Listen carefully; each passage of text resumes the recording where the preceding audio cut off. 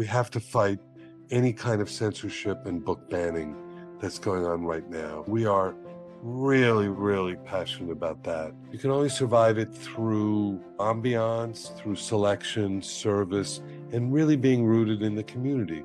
We opened, the world did not reflect on Miami other than a bit of a disaster zone. I was very proud of being able to open a bookstore then and fly in the face all of the stereotypes of what was happening in Miami. I chose the road less traveled, but it was the right road for me to choose.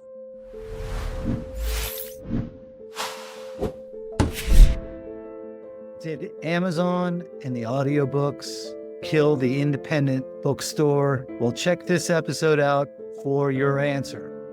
All right, folks, it's time for our favorite podcast, Cut to the Chase. I brought on Mitchell Kaplan to talk about the independent book world. How are you doing today, Mitchell? Good. How are you? Thank you so much for having me on. I've known of you and seen you for, I don't know, like 3 or 4 decades. And have you lost any hair since? No, I don't think so. So a little intro. Mitchell is the co-founder of Books and Books, co-founder of the Miami Book Fair, co-founder of Mazur Kaplan Company, host of Literary Life podcast, lots of other positions in the book world. And also lovingly, I say this, a Miami Beach native. Yes. Are you from Miami Beach as well? Well, I live primarily over the course of my life in Miami Beach. My grandfather lived across the street from the convention center before 1982. He died in 77, so that's when I used to go there. But I grew up in Miami, but I feel like some kind of connection with anybody from Miami Beach. Well, that's where I grew up. I spent, first part of my life until I was 17 living on Miami Beach. It was a wild time. It was a wild time. Pre-Miami Vice. 1982, Miami is just getting past the Mariel boat lift crisis, cocaine cowboy, Miami Vice, and all of a sudden, Miami Beach starts taking off. The models, Thomas Kramer. Yeah. And then you came out of nowhere. You came out of nowhere. Well, we opened in 1982. I moved back to Miami. I'm a law school dropout. And so I had gone to college after high school in University of Colorado in Boulder. Then I lived in DC for a while. And then I moved back to Miami in 1979. And I was teaching high school, but I always knew I wanted to do a bookstore from the time I left law school. I figured I would do what I really wanted to do. I was an English major. Listen, I always wanted to be involved in literary culture. And I came to back to Miami at a very tough time. As you alluded to, post Mariel in 1980, post McDuffie riots, post the beginning, well, not so much post, but we were more in the beginning of the cocaine cowboys stuff. That all happened in 1980, 1981, 1982. When I opened, it was probably at the nadir of Miami. It was the lowest point that we probably ever seen in this city. I don't know if you remember that Time magazine article that said Miami Paradise Lost with a big question mark. So when we opened, the world did not reflect on Miami other than a bit of a disaster zone. And I was very proud of being able to open a bookstore then and fly in the face of all of the stereotypes of what was happening in Miami. I mean, we were kind of a literary bookstore with art and all of that. We had readings. One of the first readings we had was with Isaac Singer, the great Nobel Prize winning Yiddish writer. I mean, we did serious stuff in the bookstore when people weren't expecting a lot of serious stuff happening in Miami. I remember when all of a sudden into the store, all of these fashion photographers came in, and I'm going, what are you doing? And they were photographing, models in the hollowed out buildings of Miami Beach. They had discovered this kind of unusual backdrop. It was a very interesting time. That was with the Thomas Kramer. Thomas Kramer came a little later, but yes, then Miami Beach started this uprise where people were buying properties, buying buildings. You had a lot of drifters and dreamers were coming in. Thomas Kramer bought a place on Star Island. We opened a bookshop on Miami Beach in 1989. So we were very early on Lincoln Road, really early on Lincoln Road, when half our customers, came from the streets. They were like street people hanging out. And the other half were these new kind of, young professionals, artists. The gay community had discovered Miami Beach in a big way. There were people from New York that were coming down. A lot of people don't know, but the writer Anne Rice, who wrote Interview with a Vampire, I do she, not. she very early got she got an apartment on Miami Beach. Not very many people have the ability to watch the city they grew up in remake itself. Yeah. And that's what I feel looking back now, 43 years. I feel so fortunate to be being able to watch the city remake itself. Well, it's not just Miami Beach. I mean, you think about design, Oh, oh, Even Alapa, who would have thought Midtown? I mean, these were places you never would have stepped foot in. How does a riot? Because my dad was a lawyer. And so my dad in 1970, early 70s, bought a building in Alapata on 17th Avenue to put his law firm because he was a union lawyer and all the unions they had all their headquarters right in that area and the courthouse was around. And I'll never forget, he had to build this building without windows. And I said, Dad, what do of all the property you could buy, what are you buying this property in Alapata? I mean, he sold it years and years and Yeah. years before he died. But you're right. I mean, Miami, it's amazing to watch. Even Coconut Grove. Coconut Grove in the last 5 years has been booming in a way that it Well, wasn't. it had nosedived. I mean, late 60s it was the happening, 70s was the happening. You couldn't get like a more exciting little, area on the water and the trees. The art community was full, the Marleys, all that. I mean, there was a lot of excitement or whatever, but Design District just came out of nowhere. Craig Robbins and all that. And I mean, it's really been exciting. I grew up here too. So, I mean, I started out, the only two things I knew was Shorties and the Miami Dolphins. Okay. And now, You grew up in Palmetto? well, I'm a Palmetto graduate. What year did you graduate? I was 84. So You're just a kid.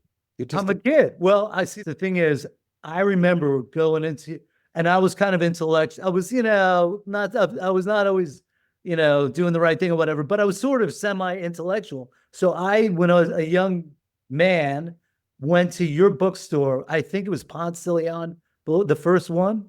No, the first was right across the street from where we are now in Salcedo.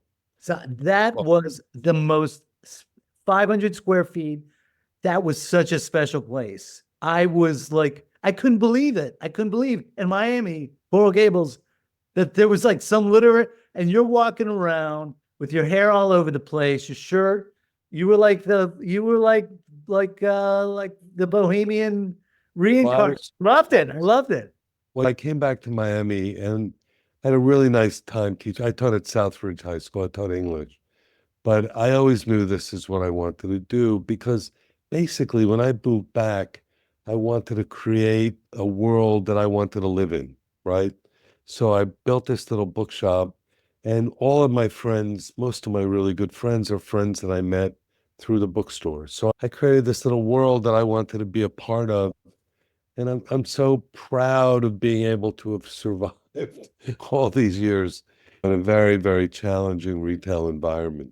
Okay, so I was going to name this show Living the Impossible Dream, the impossible commercial dream. There was like Barnes and Nobles and then like Amazon. And I was like, see you later, Books and Books, see you later, independent bookstore. And then all of a sudden, your Audible books. And I mean, like, and I got out of American Airlines. I'm in Miami International Airport, and there you are. I mean, you're in the Key West, everywhere I turn, Arch Center, all these great spaces too. So how did you I'll take you on the road actually. So when we opened in 1982, over 50% of all books sold were sold in small bookstores, right? Like mine. 50%. This is pre-computer, this is complete analog world. The chains coexisted with us, Walden's, Dalton's, they were in the malls. Most independent bookstores around the country were in city centers of some sort, or they were serving their community that way. The first attack came pretty much from the discounters. The discount bookstores started happening in a weird little way. And then the big chains started, and they started out by discounting books significantly. That was in 1989 when B&N, Barnes and Noble, started their major expansion with Barnes and Noble and Borders. And often they would open up right across from a store like mine, which they did in Coral Gables. So we survived that. And the way we survived it was by, you can only survive it in a particular way. You can only survive it through ambiance, through selection, service, and really being rooted in the community. So kind of those four parts of those four legs of a stool is the way we've survived that. And then we went on to have to survive the whole online stuff with Amazon and all that. That was going to be the death of books. And then the ebook, remember the ebook? The ebook was going to be a way that books were going to die. And we just kept our head down and we kept focusing on community. We do 400 author events a year. Our ambiance, as you said before, even in the new space, in all our stores, our ambiance are very unique. It's not like you're walking into a cookie cutter chain. I think we have a very interesting selection. We've always had a special sauce of having more art, design, architecture books, popular culture books than just about anybody. I think we have an amazing staff. We have people who've been with me for 30 years now, 25, 30 years. So when you ask me how do we survive, I think that's the way we did it, by also being really very, very granularly involved in the community. None of this was by design. This was all done. This is kind of the way we were. It's in our DNA. Yeah. We helped start the Miami Book Fair, which was also a big, big community thing. So, and I feel blessed that, I chose a road. I chose a road that I've gone down. And it was the happiest. I chose the road less traveled, but it was the right road for me to choose. Yeah. I've had some, I'm a Miami guy. My podcast is not just Miami centric, but I try to bring on the people from South Florida that I want to give thanks to, because you have made it not just Sunshine You and all that. People don't remember that, but Ron McGill, Dennis Scholl, and you. There were lots of other people. But all right, I don't want to talk about the past anymore, because I want to talk about the present and the future. And I know at Books and Books, you're talking about community. So, you Books and Books versus, some commercial bookstore, you're having live events. I think you're having like 600 events a year. we do between 400 and 600 events a year, not including the book fair, which has another 400 events. So we do a lot of events. And, we bring in lots of authors. We just had Scott Turow. We are having Supreme Court Justice tomorrow night. We just, you could probably not name an author of the latter part of the 20th century, the early part of this century, that we haven't presented. Just last week, we had Brooke Shields. We've had, God, Hillary Clinton, Bill Clinton, George Bush, his kids. We had Monica Lewinsky when she came out with a book. I mean, it just goes on and on and on. Talking about history. That's good history. All right. And all the events are listed on your website. Some of the events are like monthly kind of events. It looks like you've got, in addition to having people that have written books, it looks like you've got sort of a trivia night. One night a month, you bring on a local artist to talk about their process. Do you think Yeah. Amanda Keeley, we've been doing that once a month from Exile Books. But we do every Tuesday night. It's become popular. At about 9 o'clock, we have trivia night. Some older people asked me to do it a little earlier. We may do an earlier trivia night. Every Friday and Saturday nights, we have music in the Gables store. But then we have different authors every single night. There's somebody different and unique. So if you go to booksandbooks.com, you can sign up and find out about what event we have coming up. We partner with everybody in the community that we can. The biggest thing that we've done that's new is I created this thing called the Books and Books Literary Foundation. And the Books and Books Literary Foundation is an attempt to make sure that the mission of the bookstore lives on forever. And that mission is to bring books and literary culture to people who have a hard time getting it. So we have a program called Authors in the Schools. It's called Meet an Author, Build a Library. We're doing something with the Chapman Partnership with the homeless to be able to bring books to them. We're doing something we call Returning Citizens Project, bringing books to people leaving prisons. At the same time, we are then working with community organizations that work with various communities like that. Do you know the Guitars Over Guns project? If you No. don't, you might want to have that founder on. He's pretty amazing. Yeah. They teach music to kids before and after school. So we've added a book component to that. On top of that, it's about community. So tonight we're doing a community dinner in our courtyard. Carlos Frias is helping us get the word out. My son Jonah does all of our food and beverage. Jonah has been doing a great job putting that together along with our chef. So we're just doing so many different things, and we're doing it through our foundation so that all of these things, everything that you think of as books and books, will not necessarily just have to be determined by whether or not we're having a good retail year or not. Yeah. Right. And that's amazing. I mean, listen, you're like, my passion is books, but yet obviously you're like an amazing entrepreneur. You really are. I want to talk about two more things before we circle back to my core questions, which are going to be more like book oriented. I know you're busy as hell, but I want to, talk the Mitchell Kaplan company. I didn't even know about it, researching you. Like to talk a little bit Yeah. about that. What's that all about? Well, I love movies as well. I love film. So my partner Paula Mazer and she's in LA, and I met her through mutual connections. I read a book. The book was called The Guernsey Literary and Potato Peel Pie Society. I loved it so much. I read it in TypeScript. Publisher said to me, Mitchell, how are we going to make this a bestseller? I said, it's going to be a bestseller. I want to make a movie out of it. Nice. So I basically bought the rights with Paula. Paula knows how to do this. She does it full time.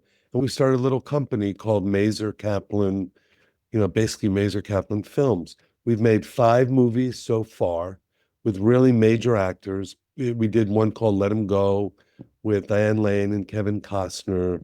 We did another one called All the Bright Places with Elle Fanning. The one we just filmed, it's not out yet. It's called Flavia. It's based on a series of mysteries. And that one has Toby Jones and Martin Freeman in it. So we're working with studios to figure it out. It's all books into film. Yeah. And it's been very cool doing it. Well, it sounds exciting. So if somebody's listening and they want to actually watch these We're films? on all the streamers. You can see any of them. We did one called Man Who Invented Christmas about Charles Dickens and the writing of a Christmas Carol. That one is actually on Amazon. The one that I just mentioned, the Guernsey film is on Netflix. The man who Let Him Go, I believe, is Netflix. If you go to mazerkaplan.com, you'll see the films that we've done, the 5 films that we've done. Okay. And your podcast, I don't know how you're doing it all, but The Literary Life with Mitchell Kaplan. I'm going to listen. I'll be completely honest. I have not listened to any of your episodes, but I read a lot of the descriptions or whatever, and those look amazing. Shakespeare, Oscar Wilde. I mean, you're talking deep intellect. It's not supposed to be just an intellectual thing, because it's really about how people incorporate books into their lives or dealing with reading. So I had a conversation with Quentin Tarantino, and we did it over his cell phone or something, and we just talked about some of the films that he loves. It's kind of just to get you underneath the book, a personal get get personal with a particular author. I've actually been on hiatus for a little while, but I have about 4 years of podcasts up there. I'm going to start it again soon, but it's been really, really cool. And I can tell you, I give you a lot of cred. It's really hard to do a podcast, continually. It's very draining. And I was doing it kind of once a week, and I'd have to I'd make sure I wanted to read my guest book and all that sort of thing. So it's a very draining thing if you want to get it right. I have done a few book authors, read the books, and I'm like crossing my finger every time. commit, because I'm like, don't commit until you like read a couple chapters and think and Right, right. decide whether you really want to go. But I kind of got, and I'm like, oh, all right, so it's A 7 hours. lot of these, fortunately, a lot of these are people who come to the store, they're friends. A Yeah. few of them, I start before COVID, I would do them at lunch. I just put a microphone when we're having lunch. And at one time someone said, I really love your podcast, but you have to tell Mike Walter Mosley to stop chewing so loudly. So, I thought that was very funny. Okay, last three questions. You can answer them in any order if you want to or Yeah. not, right? And then now we're talking books. All right. What are you reading? Do you stock the shelves, determine what books and books are going to have on their bookshelves? And if so, like, what's the mindset? What are you looking for? We're going to we'll stick with those two questions. Right. It just so happens that we get galleys, which means we get books before they're published. I just got in the mail, and you're not going to believe this, but this year we have a new book by Dave Barry and a new novel by Carl Hyacin. So those Nice. two books that I'm reading right now. And Dave's is a memoir, really funny, hilarious. And Carl's is another one of his crazy black humor novels. So this is going to be a very exciting year for both of those guys. They were with us at the beginning. I met them really early on when they were not the household names that they are now. It's always cool when that happens. There's also another one of our great local authors is Brad Meltzer, and Brad has a new book on the JFK assassination, which I have on my bedside. I'm one of those guys that has like 15 books, and in the middle of the night, before I go to sleep, I just hope it doesn't kill me in the middle of the night that these books are going to fall on my head. But there's a lot of good stuff being published these days. And the second part of your question, we have a buying team now at the bookstore. We have a head buyer. Her name is Gael.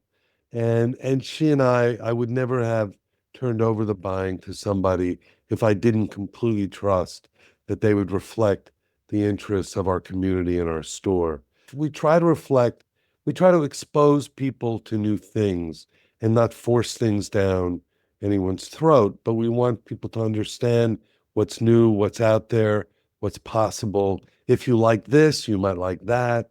So we have books of all kinds, kids, art, design, fiction.